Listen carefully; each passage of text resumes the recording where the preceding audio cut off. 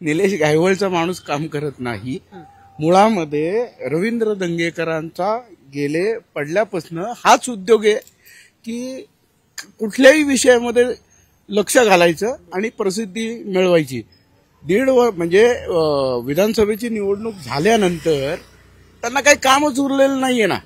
त्यामुळं लोकांच्या हिताचे प्रश्न बाजूला ठेवून या असल्या विषयामध्ये ज्याच्याशी वास्तविक पाहता त्यांचा काही संबंधही नाहीये.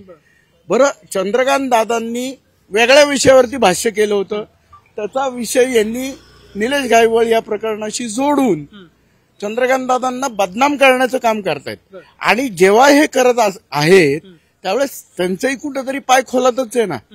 त्यांच्या मुलाचा फोटो जो गजानन मारणे यांच्याबरोबर दिसतोय तो आलाय आमच्याकडं. आणि मग नक्की काय, मग तुम्ही याचं स्पष्टीकरण देणार आहे की नाही? म्हणजे तुमच्या दिव्याखाली अंधार आहे आणि तुम्ही दुसऱ्याला शहाणपणा शिकवायला जाताय.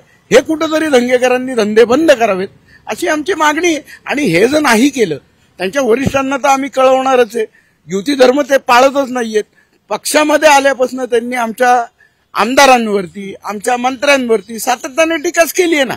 मग हे कुठंतरी म्हणजे युती धर्म काय फक्त भाजपनी पाळायचा का असा प्रश्न निर्माण होतोय. आणि त्यामुळे त्याला चोख उत्तर देणं हे मला माझं काम वाटलेलं आहे.